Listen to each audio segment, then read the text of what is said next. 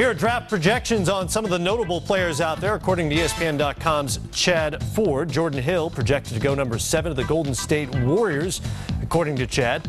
DeJuan Blair has moved up to 13th to the Pacers, and Tyler Hansbrough 20th overall to the Utah Jazz. ESPN college basketball analyst Doug Gottlieb breaks down the strengths and weaknesses of Hansbrough and Blair. Two highly productive big men who frankly have seen their stock drop a bit since they last played a college game. Talking about DeJuan Blair and Tyler Hansbrough.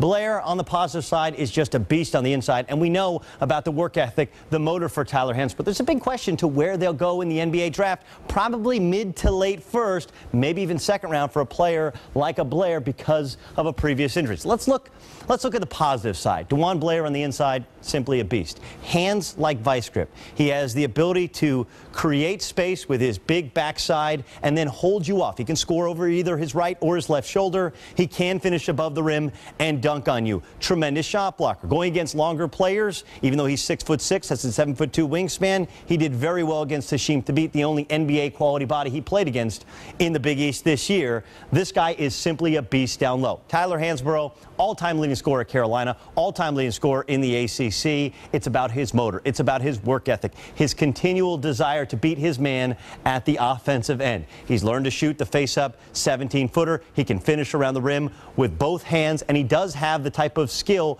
that can allow him to finish vertically and dunk on you if given the opportunity. This is a guy that scores points because he outworks you day by day by day by day. Now, with every positive, there becomes a negative. For DeJuan Blair, it's BTR. He plays below the rim. He's only 6'6", plus he carried a lot of weight in college, and he had 2 previous to college knee injuries, which is causing him to slip in that late first round. You never know, maybe even second round. And the lack of athleticism has haunted Tyler Hansbrough at times. Here's what I mean with Blair with the BTR. When he's facing more athletic bigs, he sometimes fouls because his body doesn't allow him to get in proper positioning. When he is in position, he's a very good shot blocker. Off-ball screens. When he switches, not very good laterally. At times, he's lazy. Is it because he carried too much weight? Is it because of the knees? Is it a combination of the two? Remember, he has the weight off now, but will he keep the weight off when he's collecting those big NBA checks? For Tyler Hansbrough, he had a tendency to force things in his senior year. Yes, he was highly productive. Yes, he's the all-time free throw made leader in NCAA history. But when faced with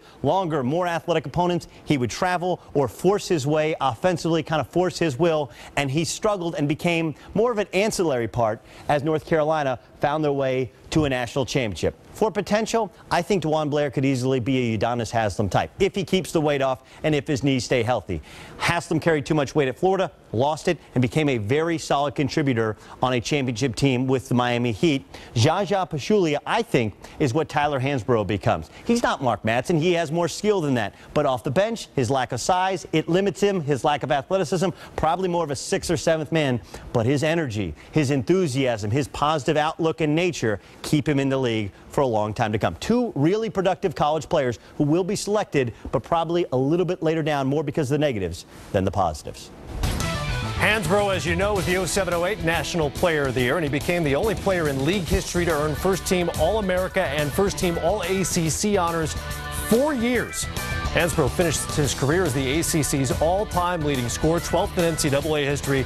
He also ranks 4th in NCAA tourney history with 325 points. Len, the resume is phenomenal. I mean, national championship thrown in, 2,800-plus career points. He measured out 6'9" in shoes, which a lot of people were watching to see. So what kind of pro does he become? Well, 6'9" is not bad, and I think, having watched him for 4 years, that this is a young man who understands how to win. He's a guy, we talk about effort, you know, he'll be the guy coming off the bench. A coach understands exactly what he's going to get. And just as importantly, he's a guy that's not afraid to get better. I've seen him improve on his jump shot. I've seen him try new things. He'll give you the effort. He'll give you the energy. Plus, he's got some skill, and as I said, far more athletic than given credit for. And I think he's going to have a solid career as well. He's coming coming from a winning organization in North Carolina. He's a very productive player. He plays with high energy. And ultimately, he's going to be a guy not on the NBA level that you throw the basketball to and get 20 and 10 on the post, but he's a guy that can contribute kind of like a Kurt Rambis, who played with the Los Angeles Lakers for a lot of years, played 14 years, collected a check in the NBA, and he did the intangibles. Exactly. He took the basketball out. He dove for loose balls, took charges, things of that nature. Well, Jalen, Kurt Rambis had to go to Greece first before he got his shot in the NBA. Tyler Hansbrough is going to get a shot straight in the first round. And now,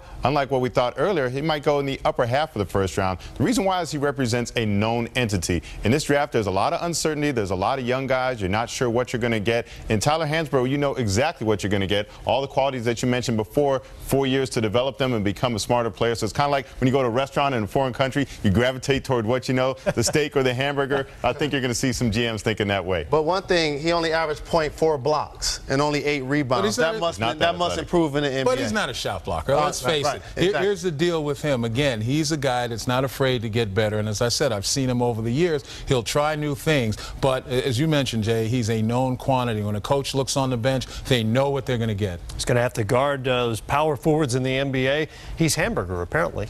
That's what Tyler Hansbrough is. A look at some notable front court players drafted late in the first round or in the second round that made some impacts.